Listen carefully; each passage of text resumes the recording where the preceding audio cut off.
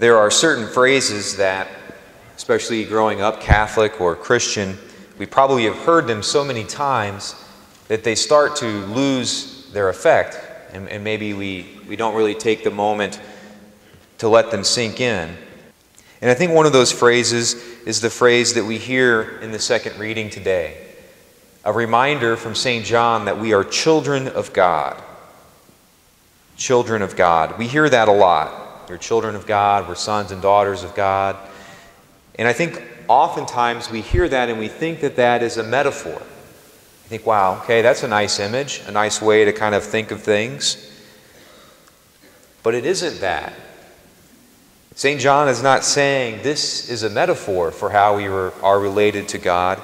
He's saying we are children of God. We are sons and daughters of God the Father. And that God then, because we are children, He is an actual Father. How did we get to that point? First of all, it's important to understand the history. It developed over time. It didn't just all of a sudden happen.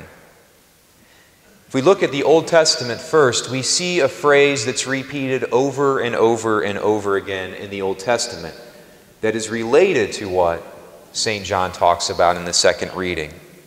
God in the Old Testament says to the Israelites and to the prophets over and over again, I will be your God, and you will be my people.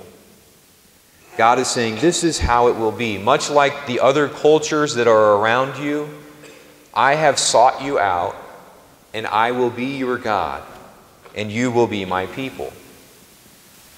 Now that sounds kind of harsh or dictatorial, but that is, in fact, the people were oftentimes very thankful for that. God sought them out. They didn't seek God out, and He came to them and sought them out and began to caring for them. But that relationship sort of implies an element of kind of being ruled over. You know, lightning and thunder and floods and all the other stuff that we see in the Old Testament. Sort of this relationship where God is in the distance, sort of ruling over His subjects.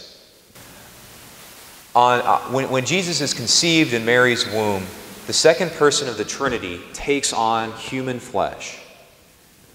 When the second person of the Trinity becomes human, that then grants humanity access to the Trinity.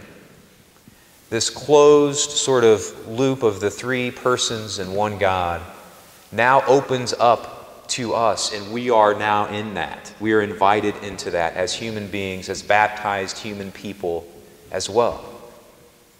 And so that means that God the Father looks on us in the same way that He looks on His Son, Jesus. We become real children of God. Not in a metaphorical way, in a real way. What kind of child or what kind of son or daughter will we be? Because that can change.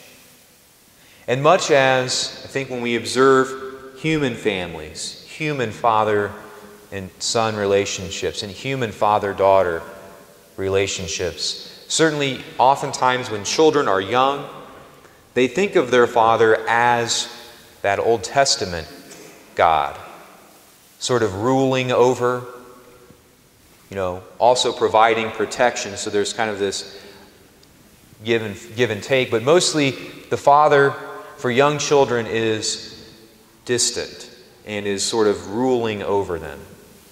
And then we get into the teenage years and into the 20s maybe even, where the relationship changes a little bit, but there's a bit of a rebellion.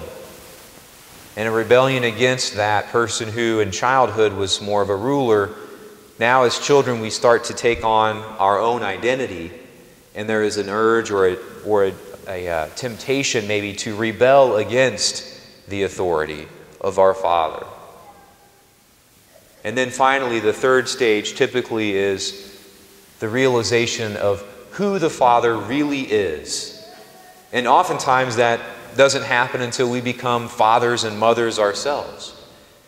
But at some point we finally realize who the Father really is. And I think in a spiritual sense, that is also the case as well. We go through those same stages. Sometimes we change from one day to the next, and sometimes we go back. Sometimes we go backwards. Sometimes one day we revert back to that childish sort of understanding of the Father, or sometimes we revert one day to the next and we are in more of a rebellious spirit towards the Father. The task for us is to meditate, to pray, to think about the Father, and to seek to understand Him not as a child, not as an authority figure, but as He really is.